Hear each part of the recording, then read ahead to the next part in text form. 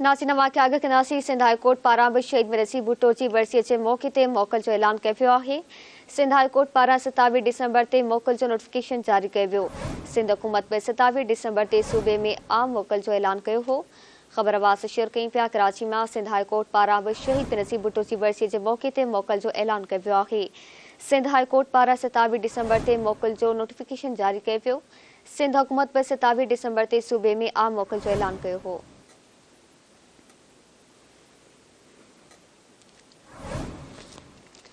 ख़बर मां कराची में शेयर कई पिया। सिंध हाई कोर्ट पारां बि शहीद मेरसी भुट्टो जी वरसीअ जे मौक़े ते मोकल जो ऐलान कयो वियो आहे।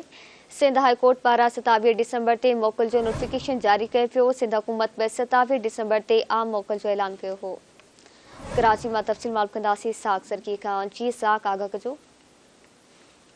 शहीद मोहतरमा राणी बेनज़ीर भुट्टो जी वरसी जो मामलो इन हवाले सां सिंध हाई कोर्ट में भी 27 डिसंबर ते जेको आम मोकल जो ऐलान कयो वियो आहे। रजिस्ट्रार पारां जेको नोटिफिकेशन आहे उहो भी जारी कयो वियो आहे। जॾहिं त इन हवाले सां जेको 27 जेको डिसंबर ते तमाम अदालतूं बंद रहंदियूं शहीद मोहतरमा बेनज़ीर भुट्टो जी वरसी हुनजे करे। जॾहिं त हुकूमत सिंध पारां भी जेको 27 डिसंबर अरबा ॾियारे ते मोहतरमा बेनज़ीर भुट्टो जी वरसी जे मौक़े ते आम मोकल जो ऐलान किया है। इन हवाले सां सिंध हाई कोर्ट में भी 27 डिसंबर अरबा ॾियारे ते कराची हैदराबाद सखर लाड़काने जो जेको बेंचूं आहिनि उहे बंदि रहंदियूं। जॾहिं त चीफ जस्टिस जी मंज़ूरी खां पोइ सिंध हाई कोर्ट जे रजिस्ट्रार पारां जेको नोटिफिकेशन आहे उहो भी जारी रहंदो। जॾहिं त कराची हैदराबाद सखर ऐं लाड़काने में जेके लॻल केसिस आहिनि अरबा ॾियारे ते उहे जेको आहे ख़मीस ते थींदा ऐं अरबा ॾियारे ते जेको आहे सिंध हाई कोर्ट में भी जेकी मोकल आहे उहा रहंदी। जी महिरबानी साग आगाह करण लाइ।